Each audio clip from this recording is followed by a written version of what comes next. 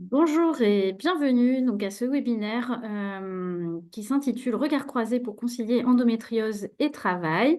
Moi, je suis Marie-Maz, donc je suis directrice adjointe au sein de l'association OETH et j'ai le plaisir en fait d'introduire ce premier webinaire EO qui va porter sur le lien entre l'endométriose et le travail. Nous allons être ensemble en fait pour une durée d'1 heure. Et vous avez la possibilité, puisqu'on y répondra à la fin de ce webinaire, de poser vos questions dans l'espace Q&R. Donc, les réponses pour lesquelles on pourrait vous répondre directement, on le fera par écrit, donc avec Mathilde qui est présente également avec nous aujourd'hui.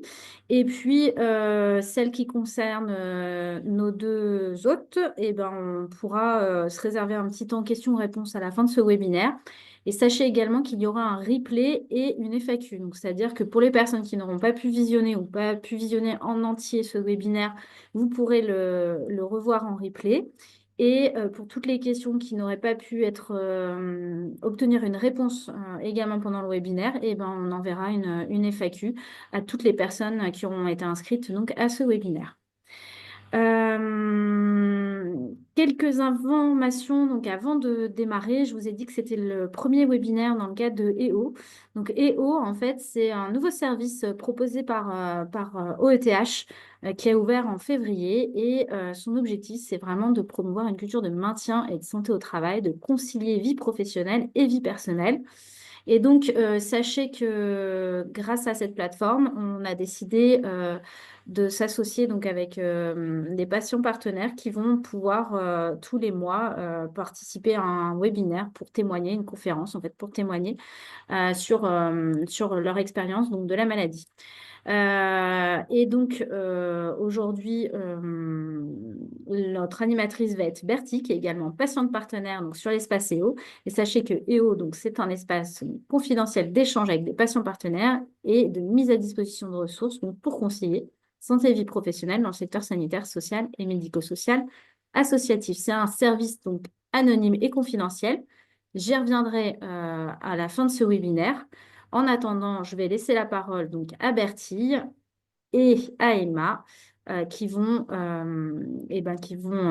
présenter le sujet d'aujourd'hui qui nous réunit. Et je vous Merci laisse beaucoup, parler. Marie, pour cette introduction. Bonjour à toutes, bonjour à tous. Je suis ravie de vous retrouver aujourd'hui, du coup, pour parler du sujet de l'endométriose. Moi, je suis patiente partenaire. J'ai été diagnostiquée il y a 10 ans et je vais échanger aujourd'hui avec Emma, Emma Lopez. Peut-être que je peux te laisser te présenter, Emma. Oui, bien sûr. Merci beaucoup, Bertie. Bonjour à toutes et à tous.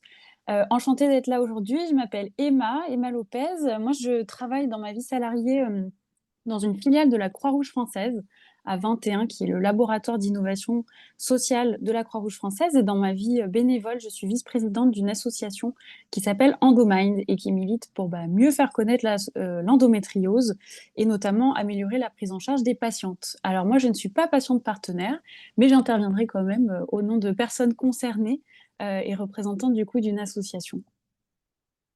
Voilà, et de mon côté, je suis patiente partenaire. Qu'est-ce que ça veut dire, patiente partenaire? Patiente partenaire, c'est une patiente, ou un patient d'ailleurs, parce que c'est valable pour les hommes, qui a été diagnostiqué d'une maladie chronique et qui s'est formé notamment en éducation thérapeutique du patient, du coup, à la faculté de médecine, pour être à même d'accompagner les autres patients pour améliorer leur qualité de vie avec la maladie. Et les patients partenaires, ils interviennent notamment dans les programmes d'éducation thérapeutique à l'hôpital. Ils interviennent aussi dans les maisons de santé, en lien avec les associations de patients. Et puis, ils interviennent aussi en entreprise pour sensibiliser aux maladies chroniques, aux conséquences sur la vie professionnelle, aux handicaps invisibles que ça peut générer pour lever les tabous, etc. Je vous propose qu'on échange ensemble un peu sur ce que c'est que l'endométriose d'abord, sur les symptômes qu'on peut vivre avec, et puis sur le parcours de soins que ça génère pour les patientes. De mon côté, moi, j'ai été diagnostiquée il y a 10 ans, de manière complètement fortuite. Ça faisait près de 19 ans que je vivais notamment avec des grosses douleurs pendant les règles. Ça, c'est le symptôme le plus connu de l'endométriose, mais vous allez voir que dans les échanges avec Emma, dans ces échanges qu'on va avoir ensemble, il y a plein d'autres symptômes qu'on connaît moins et qui pourtant ont énormément de répercussions sur notre quotidien personnel, mais aussi sur notre quotidien professionnel. Donc moi, j'ai eu des règles très douloureuses, mais j'avais aussi Un symptôme que je n'associais pas à l'endométriose. D'ailleurs, je n'avais pas beaucoup entendu parler de l'endométriose parce qu'il y a 15-20 ans, on en parlait beaucoup moins. J'avais un ventre très, très gonflé, un ventre de femme enceinte de 6 mois, sauf que j'attendais pas de bébé. Et donc, c'est un ventre qui était extrêmement gênant physiquement. Alors, on peut dire, bon, bah, c'est pas très grave physiquement et tout ça, mais en fait, quand on a du mal à s'habiller, quand les vêtements font mal, etc., ça peut compliquer quand même le quotidien. Et aussi le quotidien professionnel, parce que quand on peut pas mettre de pantalon serré à la taille, tout ça, ça peut rendre difficile l'habillement pour aller travailler.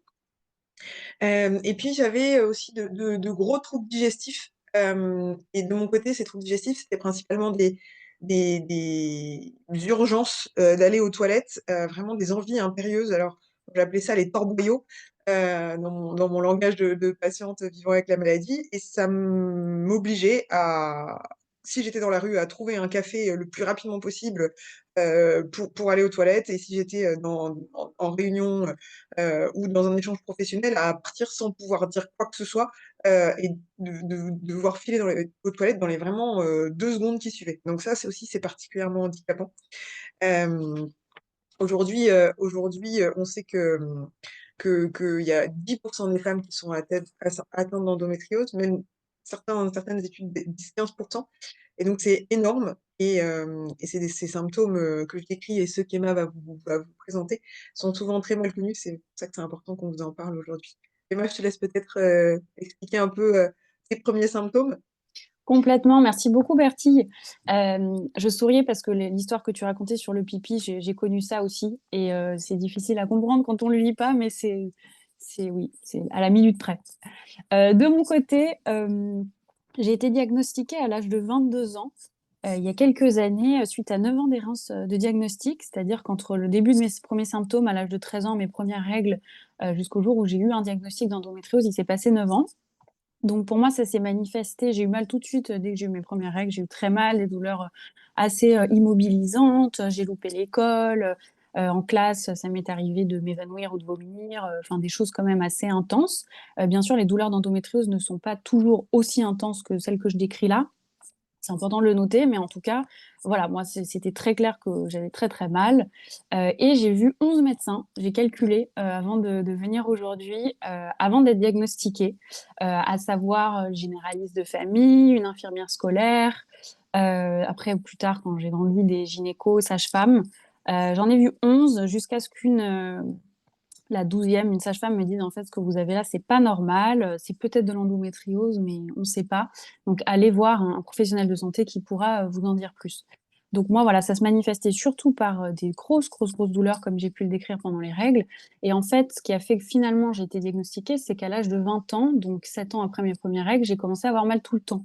Et c'est ça aussi qui est important d'avoir en tête, c'est que l'endométriose, c'est pas forcément des douleurs que pendant les règles. Moi, j'avais mal tout le temps. J'avais mal la nuit, j'avais mal le jour, en ayant des rapports avec mon conjoint, en faisant du sport, au travail. Enfin, j'avais mal tout le temps. Et c'est ça qui a fait que du coup, j'ai quand même accéléré la prise en charge et j'ai vu 4 gynécos en 2 ans jusqu'à ce que cette fameuse sage-femme me redirige vers enfin, en tout cas, un professionnel de santé formé. On aura l'occasion d'en reparler, je pense, à l'endométriose. Et voilà, donc moi, ça se manifestait par des grosses douleurs, des troubles digestifs aussi et des douleurs quand j'urinais.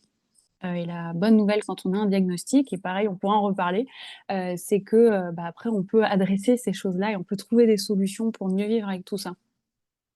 Voilà Oui, pour tout moi, à fait. Bertille.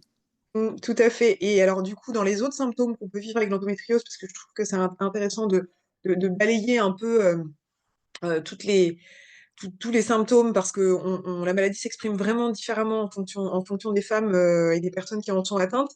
Et d'ailleurs, on dit qu'il y a autant d'endométriose qu'il y a de femmes atteintes, c'est-à-dire voilà, on va la vivre très différemment. Moi, j'ai été aussi touchée par l'infertilité. Et c'est d'ailleurs comme ça qu'est arrivé le diagnostic. En fait, ça faisait 3 ans qu'on essayait d'avoir un bébé avec mon conjoint, ça n'arrivait pas, ça n'arrivait pas, ça n'arrivait pas. Et finalement, je tombe enceinte spontanément, et il se trouve que le bébé s'était logé dans la trompe et que je faisais une grossesse extra-utérine. Et en fait, j'ai été emmenée, enfin, je suis allée aux urgences dans un hôpital parisien et ils m'ont opérée du coup pour retirer la trompe. Et lors de cette opération, qui est une célioscopie, c'est une opération dans laquelle on fait des petites ouvertures dans le ventre, c'est-à-dire que c'est vraiment mini-invasif. Et ben, ils ont passé une caméra pour aller des ustensiles pour aller retirer la trompe. Et en fait, avec la caméra, ils sont aperçus que j'avais des lésions d'endométriose partout.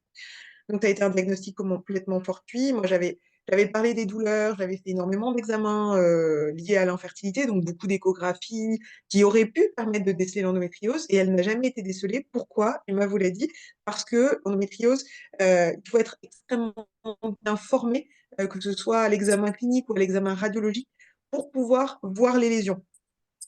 Sur les imageries ou pour enfin, pour certaines, vraiment à l'examen clinique, notamment avec le spéculum, mais aussi en dialoguant lors de l'interrogatoire, parce que des médecins qui connaissent très bien l'endométriose peuvent juste sur les symptômes et les difficultés que décrivent les femmes, comme du coup les douleurs.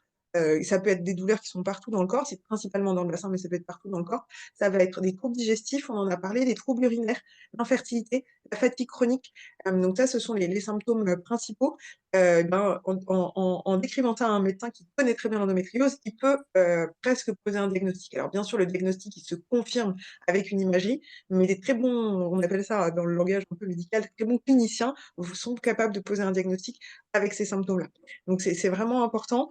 Et on le disait, il y a une longue errance parce qu'on ne sait pas, enfin, il y a beaucoup de médecins qui ne sont pas formés, donc ça va être vraiment important d'aller consulter à travers des praticiens formés. Les associations de patients peuvent informer sur les bons praticiens. Et aujourd'hui, il y a des filières, on appelle les filières endométriose, qui se sont constituées dans chaque région et qui ont des annuaires. Donc, vous tapez la filière de la région dont vous êtes, dans laquelle vous habitez, et puis vous allez cliquez sur annuaire et vous allez avoir tous les praticiens de santé, que ce soit des médecins généralistes, gynécologues, radiologues, mais aussi des kinésithérapeutes ou des ostéopathes, par exemple, qui peuvent prendre en charge l'endométriose à la fois dans le diagnostic et puis dans l'accompagnement, mais on va en reparler. Donc voilà, cette non-reconnaissance et ces incompréhensions rencontrées auprès de certains médecins, elles peuvent être extrêmement difficiles à vivre parce qu'on ne se sent pas écoutée, on ne se sent pas comprise, on a l'impression d'être folle. Et non, on n'est pas folle en fait. Quand on a mal, et Emma le disait très justement, quand on a mal, quand on a des troubles inexpliqués, il faut, alors je vais employer une expression qui n'est pas très jolie, mais c'est vraiment ça, il ne faut pas lâcher l'affaire en fait. Les ressentis qu'on a, ils sont vrais, et donc il faut essayer de trouver une explication et donc passer et, par ces médecins pour la reconnaissance. Peut-être que, Emma, tu peux faire un point sur comment ça se diagnostique plus précisément. J'ai donné quelques éléments, mais peut-être un peu le parcours. Et puis la prise en charge derrière. Oui, complètement. Alors, par rapport au diagnostic, Bertie vient de parler effectivement des filières de soins, filière endométriose. Pour information, si jamais ça peut vous faciliter la tâche, sur le site d'Endomind, donc ENDOMIND, l'association du coup où je suis bénévole, on a agrégé tous les sites des filières de soins en France. Donc, vous trouverez sur une page, vous pouvez mettre Endomind filière de soins endométriose et vous trouverez tous les liens vers tous les sites, et puis vous pouvez la sélectionner en fonction de votre région, bien sûr. Alors, le diagnostic, comme l'a dit très justement Bertie, il faut que ce diagnostic soit fait par un professionnel de santé qui a été formé à l'endométriose. Parce que l'endométriose, c'est quand même une pathologie, c'est les médecins qui le disent, très complexe, multifactorielle, difficile à identifier. Il y a différents moyens de le faire. On parle d'échographie endovaginale ou pelvienne, donc voilà, c'est des échographies, ou de l'IRM. Donc IRM, c'est imagerie. Résonance magnétique. Merci beaucoup, à résonance magnétique. Merci Bertie. Et voilà, en fait, ça va dépendre en fonction. Il y a des professionnels de santé qui sont plus à l'aise avec certains moyens, enfin écho ou IRM, et il y a aussi des endométrioses qu'on peut plus facilement détecter avec les différents moyens d'imagerie. Et après, si on ne trouve pas des lésions ou des atteintes avec ces moyens de diagnostic-là, on peut faire une célioscopie pour effectivement voir où sont nichées finalement les lésions. On parle de lésions d'endométriose qui peuvent être plutôt de manière plus proche de la peau, qui peuvent être nichées au niveau de différents organes. Ça, Bertie l'a dit, mais effectivement, l'endométriose concerne toute la zone pelvienne chez la femme, et du coup, il y a pas mal d'organes dans cette zone pelvienne. Donc, en fait, les lésions peuvent toucher différents organes. Et quand on obtient un diagnostic, on obtient un diagnostic d'endométriose, mais avec des lésions qui sont voilà, disposées, qui peuvent être en tout cas situées dans différents endroits dans notre corps. Voilà pour ce qui est du diagnostic. Et donc, nous, à Endomind, on répète très régulièrement que c'est hyper important de se faire diagnostiquer. On répète jamais assez par un professionnel qui a été formé, parce que quelqu'un qui n'a pas été formé ne pourra pas voir l'endométriose. Et c'est pas une critique des médecins, c'est juste factuel. Quand on n'a pas appris, je sais pas, on nous dit d'aller au marché, d'acheter un oignon, un poireau. En fait, si on sait pas ce que c'est un oignon, un poireau, on pourra pas l'acheter. Bon, c'est une mauvaise analogie, mais en tout cas, c'est pour dire que je ne mets pas la culpabilité sur les médecins qu'ils ne l'identifient pas, mais en tout cas, parce qu'ils ne peuvent pas le faire s'ils n'ont pas appris. Mais du coup, il y a une énorme priorité, et nous, en tant qu'asso de patiente, on porte ce message-là, de former tous les professionnels de santé, première intention, généralistes, sages-femmes, aides-soignantes, infirmières scolaires, etc., aux symptômes pour pouvoir rediriger vers des professionnels de santé qui connaissent le sujet et qui peuvent le diagnostiquer. Peut-être pour vous rendre peut-être plus concret tout ça, moi j'ai fait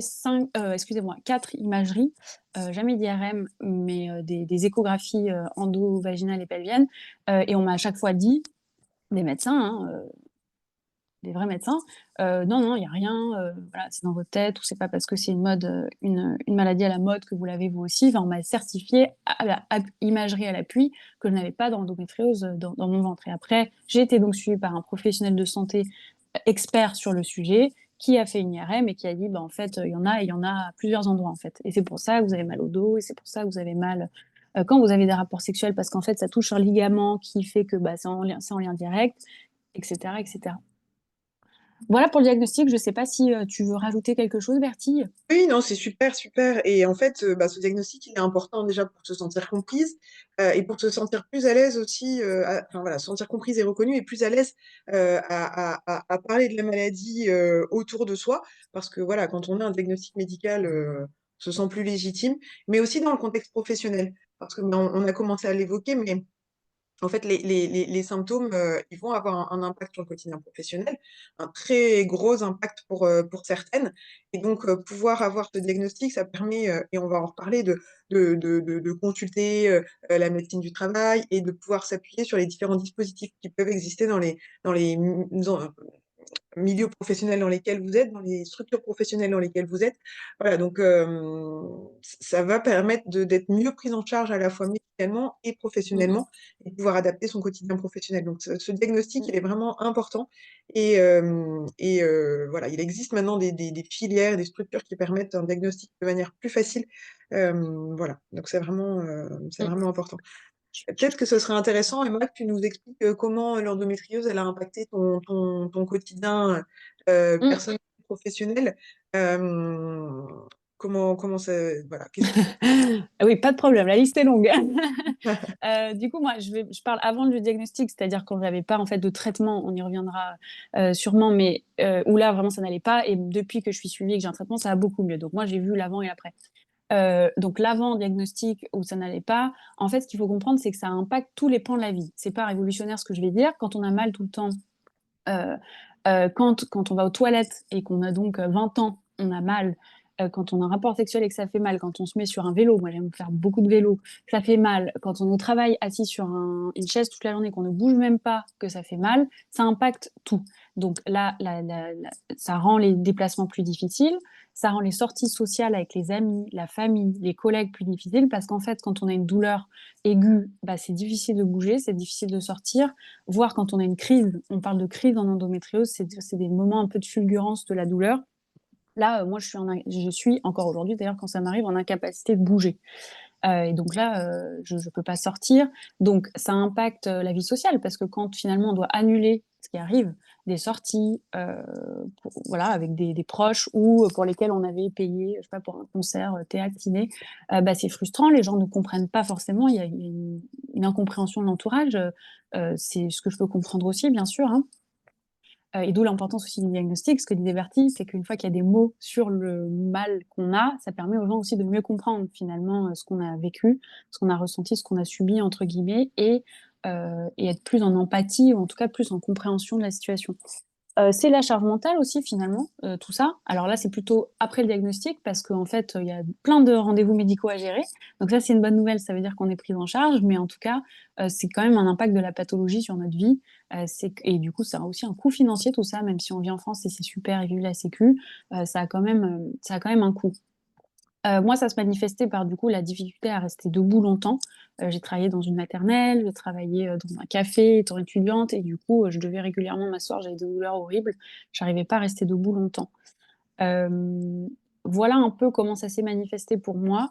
Ma famille a toujours été hyper soutenante. Mes parents m'amenaient voir des médecins, comme je l'ai dit, et du coup étaient, voilà, très à l'écoute de tout ça et m'a pas forcément critiquée ou jugée pour ça. Mais voilà, pareil, quand à Noël, bah, forcément la crise, elle n'arrive jamais au bon moment, ou à un mariage ou à un, je sais pas, un anniversaire de grands-parents, on se sent mal, bah, faut l'expliquer à tout le monde qui comprend pas, faut faire un petit effort quand même. Oh la balle, bon, finalement c'est normal, c'est les règles, hein, n'est-ce pas? Comme toutes les femmes. Bon voilà, après c'est associé à plein de préjugés et plein d'idées reçues, donc faut aussi détricoter tout ça. Mais les choses changent, doucement mais sûrement. Mais voilà un peu moi les conséquences que ça a eu, dans ma vie. Mais heureusement, j'ai un conjoint aussi très soutenant. Enfin, finalement, j'ai beaucoup de chance d'avoir les gens que j'ai dans ma vie. Au travail aussi, voilà, les gens savent que je me balade avec ma bouillotte.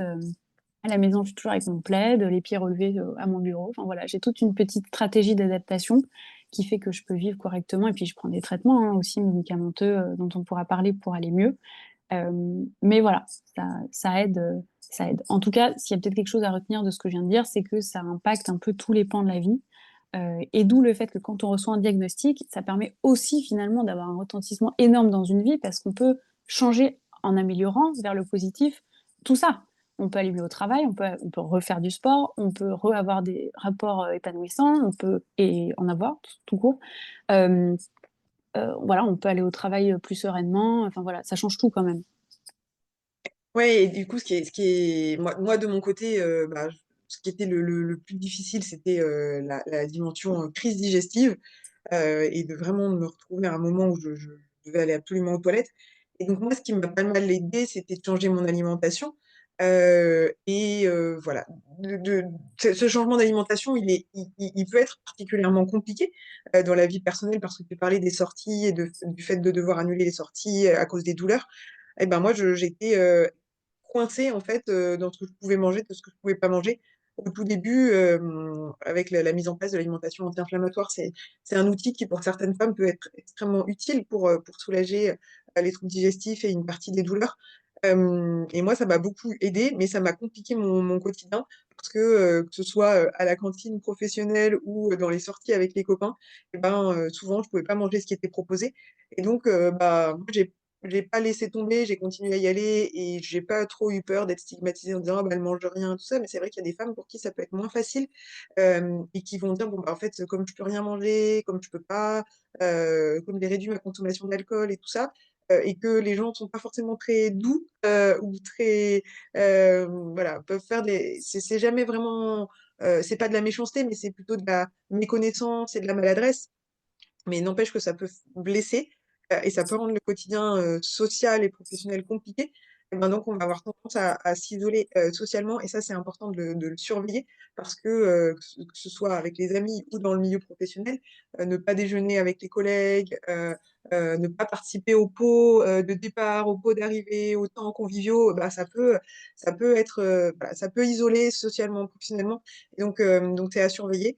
Hem et en fait, tous ces symptômes, ils vont avoir un impact, un retentissement important. Aujourd'hui, on sait que 65 des femmes atteintes d'endométriose reconnaissent un impact négatif de la maladie sur leur quotidien professionnel.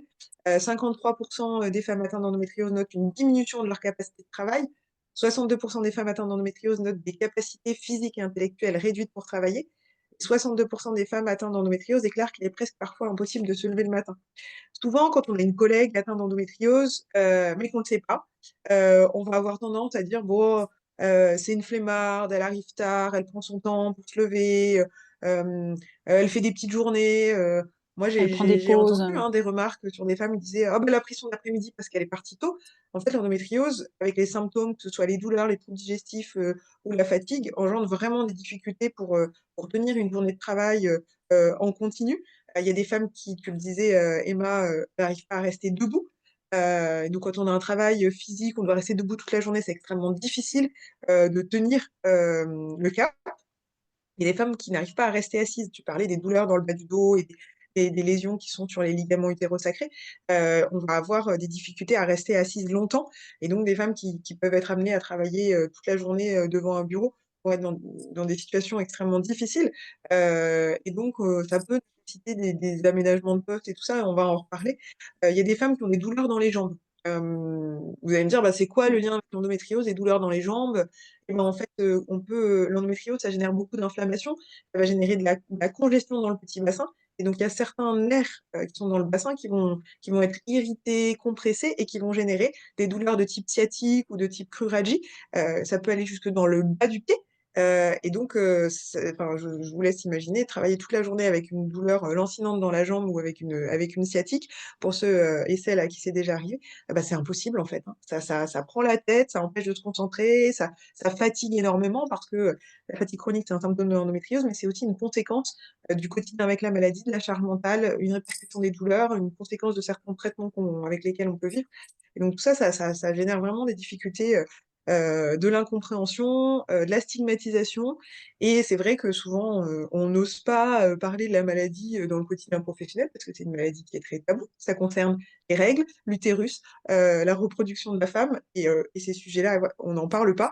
C'est une maladie qui a longtemps pas été reconnue, puisque il n'y a seulement que 3 ou 4 ans que ont été intégrées dans les études de médecine 2 pages sur la maladie. Donc c'est vraiment très récent, et en même temps, c'est bien que ça a été intégré, mais il n'y a pas beaucoup d'éléments. On a commencé à en parler avec le lancement par le président de la République de la stratégie nationale sur l'endométriose. Voilà, mais il y a encore beaucoup de gens qui ne connaissent pas la maladie, qui n'en ont jamais entendu parler ou qui la limitent à des règles douloureuses. Et donc, tous ces tabous, toute cette incompréhension, elle pèse sur les femmes qui vivent avec la maladie. C'est important de le dire. Euh, Est-ce que, Emma, tu pourrais nous parler un peu justement de comment ça s'est passé, toi, dans ton milieu, enfin, quand tu es arrivée, du coup, à 21? Est-ce que tu en as parlé? Est-ce que tu n'en as pas parlé? Et puis, peut-être dans ta vie professionnelle avant, voilà, comment ça s'est organisé, le diagnostic, la vie avec la maladie et la vie professionnelle? Oui, bien sûr, merci Bertie.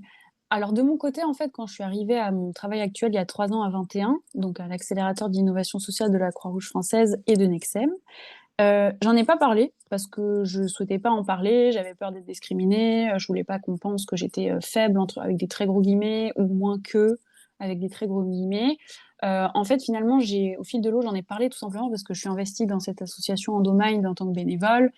J'étais simple bénévole quand je suis arrivée à 21, donc en parallèle à Endomind. Après, je suis devenue coordinatrice de l'équipe Île-de-France, où on a une trentaine de bénévoles, donc je gérais l'action en Île-de-France de l'asso. Et finalement, je suis devenue vice-présidente l'année dernière. Donc en fait, c'est via mon investissement bénévole, et parce que j'ai la tchatche et j'aime bien parler de ces choses-là, et qu'on organise plein de choses dans Endomind, des courses, des marches, etc., que j'ai été amenée à en parler dans le monde du travail. Et donc, bah, bien sûr, disant que j'étais bénévole dans une association de patientes en endométriose, ça a été assez rapide et les collègues ont compris. Et du coup, j'ai été amenée finalement à faire différents webinaires, ateliers, dans le cadre aussi de ma formation de référente handicap. Je suis devenue référente handicap à 21 en parallèle, grâce d'ailleurs à l'association OETH. Euh, c'est dans ce cadre-là, du coup, que j'ai plus parlé, disons, de ma pathologie au travail. Après, moi, voilà, depuis que je suis à 21, j'ai toujours eu un diagnostic, vu que je l'ai eu il y a 6 ans maintenant, je crois. Et du coup, voilà, j'ai des traitements qui font que je vis correctement. J'ai des stratégies d'adaptation, comme l'évoquait Bertie, l'alimentation, les professionnels de soins qu'on peut être amené à voir, les positions dans lesquelles je m'assois, le fait de me lever régulièrement, d'aller aux toilettes régulièrement, enfin, voilà, tout un tas de choses qui font que je connais mieux la pathologie et la mienne en l'occurrence. Et du coup, j'arrive à correctement vivre au travail avec. Et dans mon cas de figure, j'ai la chance parce que je peux faire du télétravail. Et du coup, je peux aussi faire plus de télétravail. Je sais que c'est pas du tout le cas de toutes les personnes qui travaillent dans le secteur sanitaire, social et médico-social. Mais en tout cas, dans mon cas de figure personnel, je peux faire appel à plus de télétravail. Voilà. Et à la compréhension de l'entourage aussi, parce que finalement, bah, à force de sensibiliser les collaborateurs de la Croix-Rouge française et finalement mes propres collègues ont appris plein de choses et du coup sont aussi plus, je pense, dans une phase de compréhension et d'empathie et de non-jugement finalement par rapport à la pathologie.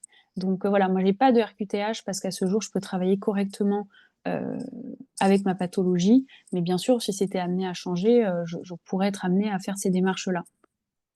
Oui, ça peut être intéressant même de les faire quand ça va bien, parce que c'est quand même un est lourd à monter. Exactement. et c'est vrai que ça peut être intéressant de le faire quand ça va bien, parce que comme toutes les pathologies chroniques, l'endométriose, c'est une maladie qui évolue par crise, par poussée, et moi aussi, je suis dans une période où ça va bien, mais potentiellement, ça pourrait changer du jour au lendemain, et donc c'est intéressant d'avoir la RQTH. Alors la RQTH, c'est la reconnaissance de la qualité de travailleur handicapé. Et donc ça permet, en fait, on va monter et déposer un dossier auprès de la maison départementale des personnes handicapées, qui va étudier ce dossier et nous accorder ou non cette reconnaissance de qualité de travailleur handicapé. Et à quoi elle sert, cette reconnaissance de qualité de travailleur handicapé? Eh ben, elle sert à bénéficier de certains aménagements dans le cadre professionnel en fonction des structures professionnelles dans lesquelles on travaille. Moi, j'ai travaillé pendant longtemps dans un grand groupe du secteur de l'énergie. En fait, en présentant la RQTH à la médecine du travail, on avait des aménagements du temps de travail. Tu as parlé du télétravail, mais ça peut être aussi des journées qui sont plus courtes, voilà, adaptées. Ça peut être des aménagements aussi pour se rendre aux rendez-vous médicaux. Il y a beaucoup de rendez-vous avec l'endométriose. On a parlé des imageries, du suivi avec le gynécologue. Ça peut être aussi des rendez-vous avec de la kinésithérapie. Ça peut être un ou deux rendez-vous par semaine pour soulager les symptômes et améliorer sa qualité de vie. Et donc ça prend du temps, ça mobilise de l'énergie, et donc il est possible d'avoir ce type d'aménagement en fonction des structures dans lesquelles on travaille. On a parlé aussi de la difficulté à travailler assise ou debout. On peut avoir un aménagement de l'ergonomie du poste de travail, donc ça peut être intéressant aussi. Voilà, il y a pas mal de possibilités. Il y a certaines entreprises qui aujourd'hui se lancent dans des congés endométriose, et ça se développe pas mal. Donc ça n'est accessible qu'avec la RQTH, au moins le dossier déposé, parce que c'est vrai que ça peut être long d'obtenir la validation. Donc déjà la preuve de dépôt peut être un bon déclencheur.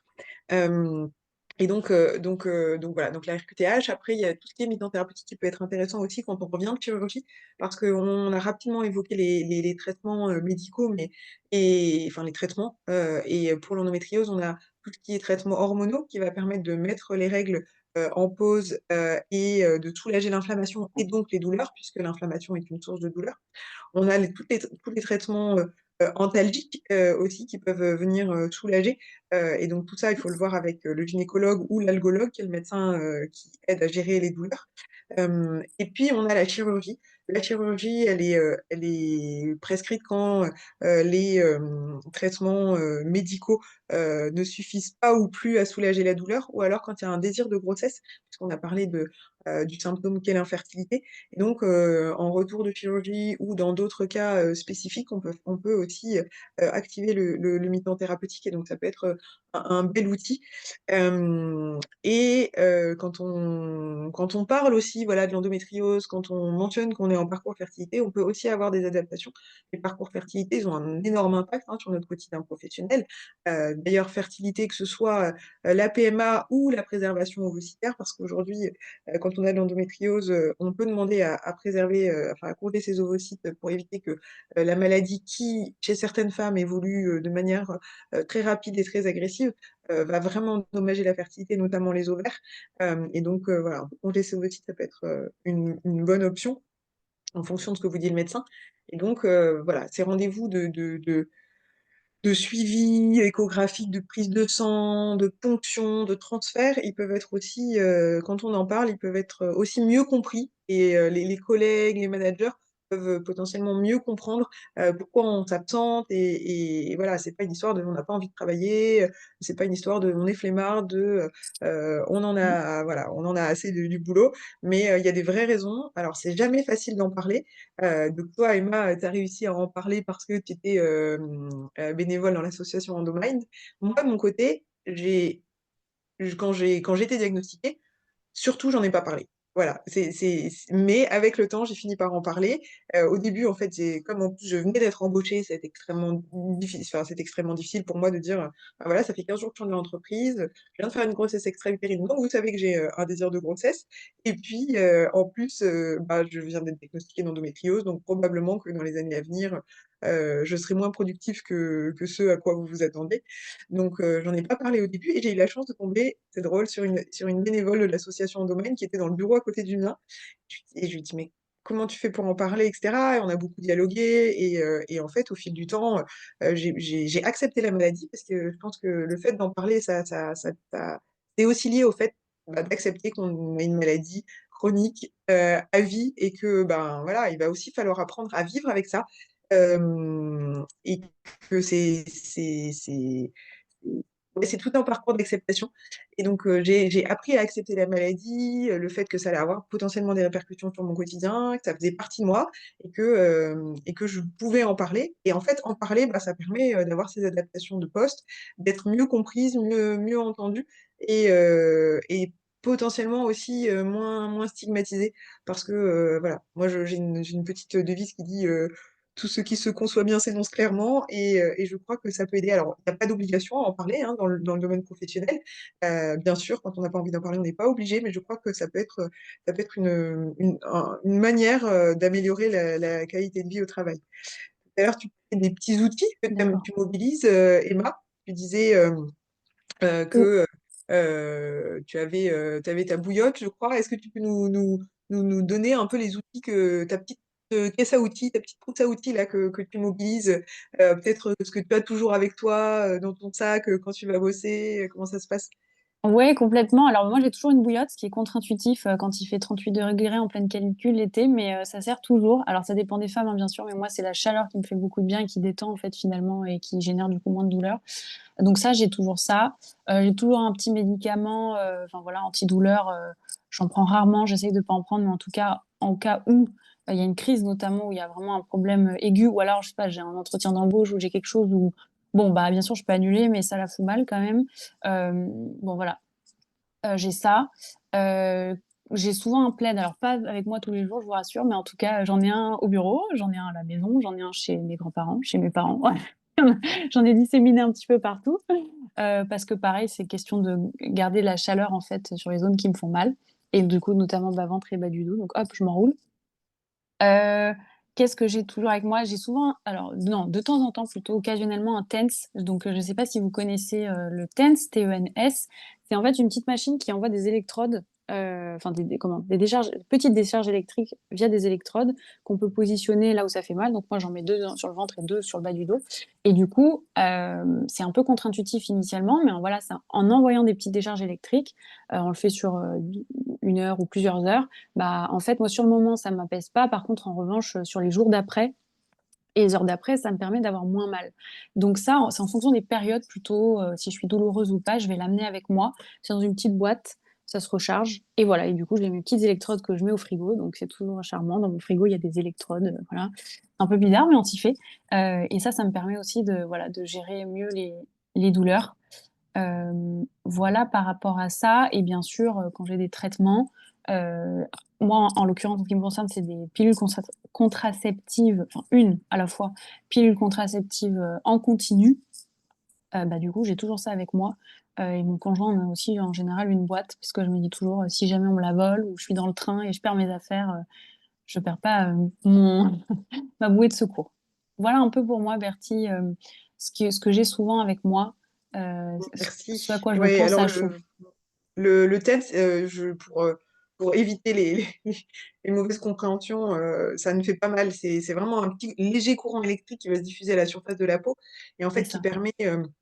qui va leurrer le cerveau dans la réception du message douloureux. C'est comme quand vous cognez la main et que vous avez mal, vous allez frotter votre main pour soulager la douleur. Mais en fait, le principe, c'est le même. En fait, quand vous frottez le cerveau, il ressent le frottement, il ressent beaucoup moins la douleur, ou plus la douleur. Et bien avec le TENS, c'est pareil. Et l'avantage de cet outil-là, qui est vraiment hyper discret, modulable, c'est que vraiment, vous le posez, enfin, vous le mettez sur votre ventre et puis vous le cachez sous votre robe, sous votre pantalon, sous votre chemisier et on ne le voit pas et ça apporte un vrai soulagement. Donc ça, c'est un très bel outil. De mon côté, j'utilise beaucoup les huiles essentielles. Moi, j'aime beaucoup les huiles essentielles parce que je trouve que déjà, ça a un côté apaisant, relaxant et en plus, ça a des propriétés contre les douleurs. Donc, j'aime bien avoir ma petite fiole et me masser le ventre, le bas du dos, ça va être utile. Dans les outils qu'on peut emmener partout, qui ne prennent pas de place, c'est tout ce qui est technique de respiration. Ça peut être vraiment intéressant. Voilà, on a tendance quand on a le mal à plutôt être recroquevillé sur soi, à faire comme ça parce que ça fait mal et on est tous, voilà, cognez-vous le pied, vous allez pas vous dire: «Vite, je respire, je respire». On a plutôt tendance à se crisper et en fait, cette respiration, on n'a même pas besoin, voilà, de penser à l'emporter, on va de l'avoir tout le temps et le fait de respirer, ou de s'appuyer sur, les applications de cohérence cardiaque, ça va vraiment venir aider à soulager la douleur, le stress et les difficultés émotionnelles au quotidien avec la maladie, donc ça, c'est vraiment un très bel outil. Après, Mmh. j'aime bien, tout ce qui est huile de CBD aussi, je trouve que c'est un outil qui peut être, intéressant, parce que il y a pas de molécules psychotropes dedans, je vous rassure, mais ça va venir apporter aussi beaucoup de détente et de soulagement. Voilà, puis après il y a, dans les techniques qui peuvent être intéressantes, il y a tout ce qui est posture de yoga. Alors évidemment, vous allez pas, vous allonger au milieu de votre, lieu professionnel, mais il y a des choses assez faciles à faire. Il y a tout ce qui est technique d'acupression aussi. Il y a certains points qu'on peut presser pour soulager les douleurs et puis, les automassages, moi ça m'arrive, d'aller aux toilettes juste pour me masser le ventre, pour, essayer heu de drainer, de faire bouger dans mon ventre et ça va aller, améliorer au niveau digestif, et faire circuler et améliorer aussi au niveau des douleurs. Donc ça, c'est des petits outils qu'on peut mobiliser assez facilement, qui vont améliorer, votre qualité de vie au travail, et bah, dans la vie personnelle aussi. Mais voilà, ça vaut le coup d'être, toujours prête et d'avoir cette petite trousse de secours, Mmh. parce que ça peut changer, ça peut changer une réunion, ça peut changer le cours d'une journée. Quand on peut avoir des engagements un peu intenses et ça peut vraiment la différence. Donc ça c'est assez chouette et puis moi j'ai aussi bénéficié, de pas mal de télétravail. Ça permet en fait d'alléger les journées, de pas être obligé de prendre les transports, hem de pouvoir ajuster sa position, moi j'ai souvent travaillé allongée, ça empêche pas de de très bien travailler en fait, en plus aujourd'hui voilà maintenant qu'on a les ordinateurs tout ça, ça facilite beaucoup les choses. Faire des réunions, allongées, dans mon lit tout ça pour garder de l'énergie, et en fait, je suis plus productive souvent quand je suis à la maison que quand je suis, au travail. Alors bien sûr, tout le monde n'a pas la possibilité, ça dépend un peu des environnements professionnels, c'est important de le rappeler, mais quand on a la possibilité, ça vaut le coup de demander, en fait et je crois aussi que et ça, c'est une 2e maxime, que j'ai, c'est qu'en fait, si on demande pas, on n'aura pas. Ça, c'est sûr, voilà. Ça veut pas dire que si on demande, on aura, mais en tout cas, ça vaut le Mmh. coup de demander. Au moins, on a posé, on a dit nos besoins et en fonction de ça, on peut être mieux accompagné. Donc ça va être, Peut-être pour rebondir sur ce que tu dis, Bertie, justement, ouais, c'est, le fait que les personnes peuvent pas deviner. En fait, quand on a mal, on a l'impression que c'est une évidence parce qu'en fait, ça fait tellement mal que, ouais, parfois on a du mal à parler, on a du mal à réfléchir, on a du mal à voir même. Mais en fait, les personnes peuvent pas le savoir. Donc c'est aussi pour ça que si on le sent et si on s'en sent capable et qu'on est dans un environnement de travail favorable, c'est hyper important de pouvoir exprimer ces choses-là et d'expliquer. Voilà et tu as dit quelque chose sur lequel je voulais rebondir, ça va me revenir. Peut-être juste pour rebondir sur ce que j'ai dit précédemment et sur ce que tu viens de dire Bertie, moi j'ai mis en place aussi donc bon l'alimentation aussi effectivement je fais attention et notamment moi c'est l'alcool. Moi l'alcool, me crée des crises, moi ça me fait très mal. Du coup, je enfin bon voilà, je choisis quand est-ce que je bois de l'alcool ou pas et j'ai mis en place enfin je fais beaucoup de yoga moi pour, le coup alors je continue à faire, du vélo, triathlon et cetera mais je fais pas mal de yoga et justement, ça permet de quand il y a des douleurs, pour le coup, moi, même au travail, on a un petit espace où je m'isole en fait et je fais des exercices parce que du coup, je sais que ça me fait du bien. Et du coup, c'est bon, ça m'est revenu ce petit diverti. Pour les personnes qui travaillent dans le sanitaire, social et médico-social, on n'est pas forcément sur des métiers, bien sûr, comme tu le disais, où il y a du télétravail. En revanche, il y a quand même des choses qui peuvent être faites, il y a quand même des aménagements de postes qui peuvent être imaginés. Je pense à des choses qu'on essaie de mettre en place à la Croix-Rouge française notamment, en fonction des établissements bien sûr, mais de mettre en place une salle de pause, dans laquelle il y a des chaises adaptées ou des fauteuils, où il y a justement parfois des plaids, des bouillottes, la possibilité de fermer les rideaux parce que parfois, comment? L'obscurité, ça aide à se ressourcer et quand on a mal, il y a des personnes qui préfèrent être dans l'obscurité. Hem Oh, qu'est-ce qui a été mis en place encore? Bon, en tout cas, c'est même si vous travaillez dans certains métiers, où être assise à un poste, c'est pas possible ou, faire du télétravail, c'est pas possible, il y a quand même, des choses qui peuvent être imaginées, mises en place, avec vos collègues, avec votre employeur, et je pense notamment tu parlais tout à l'heure, Bertie, des horaires de travail. Je sais que, bah, bien sûr, dans les métiers qui sont les vôtres, heu, on est sur des horaires qu'on maîtrise pas toujours, enfin, je veux dire, fixes, quoi, en fait. Et on peut pas forcément y déroger, mais typiquement, si vous, le matin, c'est votre bon moment et pas l'après-midi, bah, à voir dans quelle mesure c'est possible de travailler plutôt le matin et pas l'après-midi. Voilà. En tout cas, c'est juste pour dire que, il y a des aménagements de poste possibles. On peut faire des choses, et la RQTH, comme on l'a évoqué, peut permettre d'intensifier et de rendre plus rapide la mise en place de ces aménagements. Mais il y a plein de choses qui peuvent être mises en place. Et parfois, c'est des petites choses, mais qui changent quand même le quotidien d'une personne. Et du coup, c'est pas négligeable. Oui, donc voilà, donc il y a vraiment plein de choses qu'on peut faire. L'important, c'est d'en parler, de pas rester seul face à ça et du coup, je vous propose de passer la parole, à Marie Ouais, pour qu'elle merci. qu'elle parle, de ce qui est, proposé par l'employeur. Ouais, merci à toutes les deux pour vos interventions. Ça me fait une très belle transition parce que l'idée, c'était aussi de vous parler de Eo Santé aujourd'hui. Je pense qu'on a beaucoup parlé comment on en parlait à ces différents acteurs, que ce soit à ses collègues, que ce soit à son employeur ou même à la médecine du travail, comment exprimer les besoins qu'on peut avoir. Je trouve que c'est intéressant ce que vous disiez, hein, c'est-à-dire qu'il faut oser, hein, tant qu'on finalement on n'en parle pas, c'est difficile. Et qu'est-ce qui peut être aidant pour oser? Je trouve que c'est EO Santé. Donc, EO Santé, qui est le nouveau service donc, proposé par OTH. C'est un service qui permet d'échanger avec des patients partenaires. Donc, par exemple, Bertille, qui est disponible sur EO Santé pour avoir un rendez-vous. Et donc, à travers ces échanges avec des patients partenaires, ça permet d'essayer de voir quelles peuvent être justement ces stratégies-là, comment on peut, euh, comment on peut en parler dans son entourage, auprès de ses collègues, ou moi-même en tant que collègue, si je vois qu'un collègue peut être concerné par l'endométriose, ben, comment j'aborde ça, comment je peux évoquer ce sujet-là, ou même en tant que manager. Donc, pour information et au santé, c'est une plateforme qui est destinée à tous les professionnels du secteur sanitaire, social, médico-social, donc qui relèvent de l'accord OETH.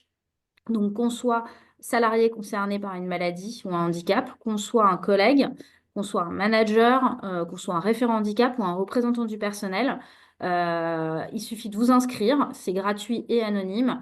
Indiquer le numéro de SIRET pour vérifier que vous relevez bien de notre secteur. Et ensuite, vous pouvez consulter toutes les fiches conseils et prendre des rendez-vous de 30 minutes avec les patients partenaires pour lesquels vous avez une fiche, une présentation et vous choisissez le rendez-vous que vous voulez. Peut-être que Bertie, tu peux nous en dire un peu, en toucher un mot dans la mesure où toi, tu es patiente partenaire et on peut prendre des rendez-vous avec toi sur EO Santé, nous dire un peu comment ça se passe en fait un rendez-vous.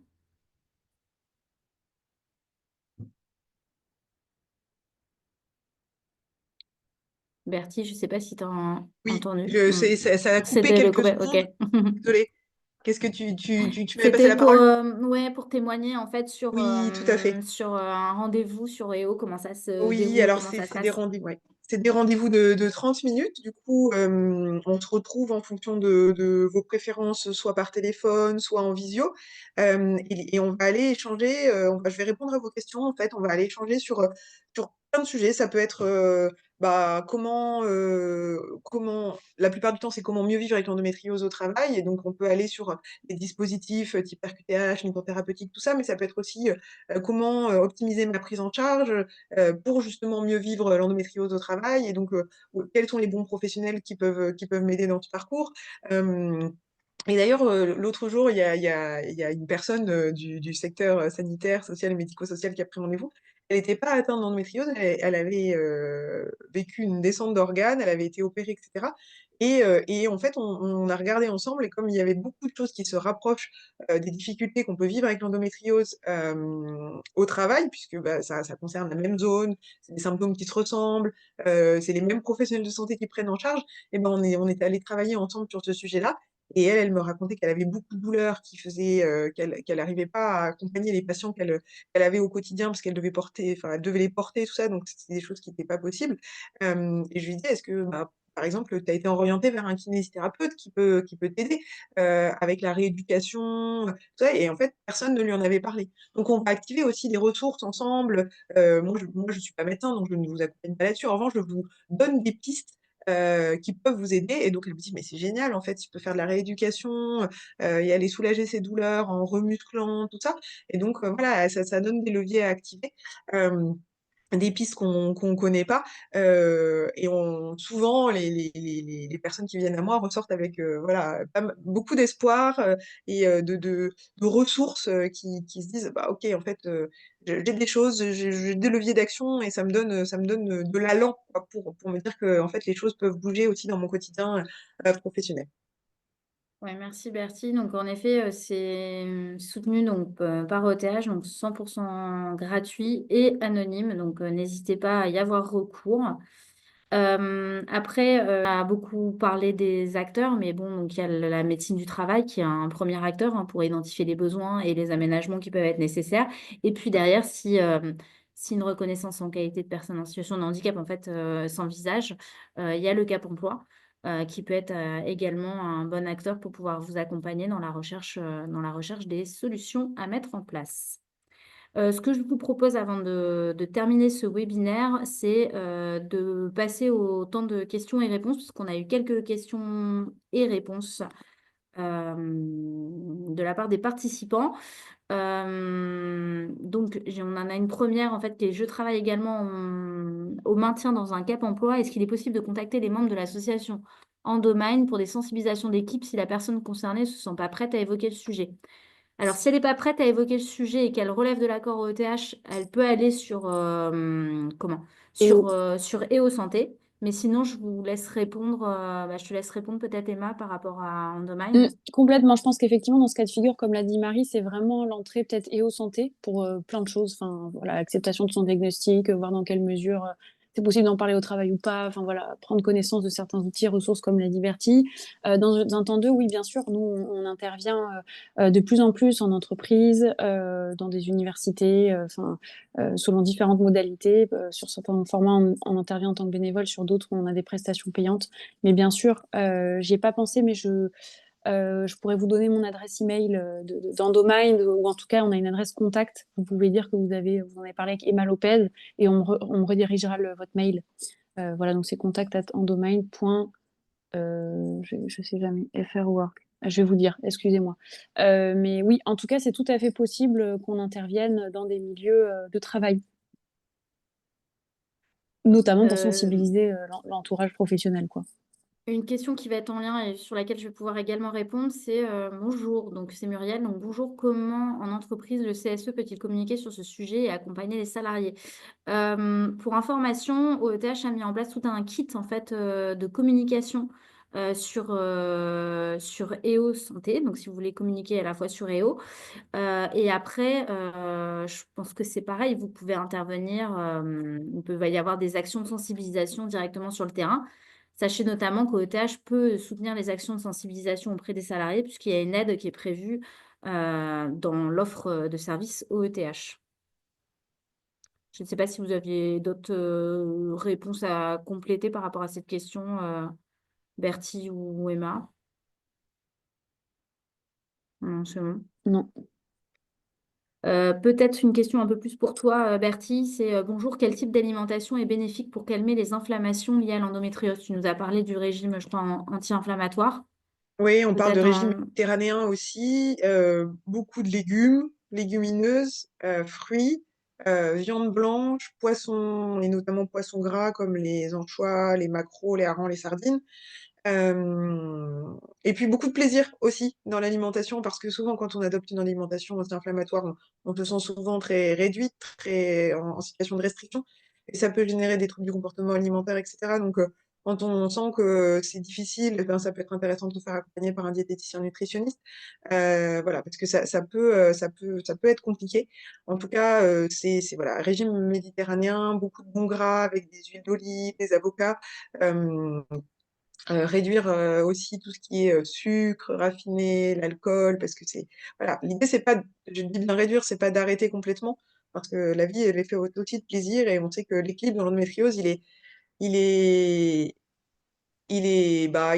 fragile et que, quand on est en très forte situation de stress, ça peut aussi générer des douleurs, des troubles digestifs et tout ça, donc on va aller travailler là-dessus et je recommande un livre qui est bien. Alors il est très intéressant parce qu'il est, sourcé scientifiquement. Après, il pas forcément appliqué à la lettre pour éviter justement les troubles du comportement alimentaire, mais le livre de Fabien Piasco qui explique un peu comment pratiquer l'alimentation anti-inflammatoire. Ça s'appelle l'alimentation anti-endométriose. Donc ça, c'est une belle ressource aussi qu'on peut trouver facilement sur la Fnac, par exemple, ou dans tous les bons libraires de quartier. Et peut-être pour rebondir là-dessus en 30 secondes, moi, je le vis plutôt comme une opportunité de savoir ce qui me fait mal. Et du coup, c'est trop bien. C'est-à-dire que je parlais de l'alcool, mais il y a d'autres choses. Typiquement, l'alcool, bah, si j'ai envie d'en boire, je vais en boire. Je sais que derrière, je vais avoir un peu mal, mais du coup, c'est un choix que je fais.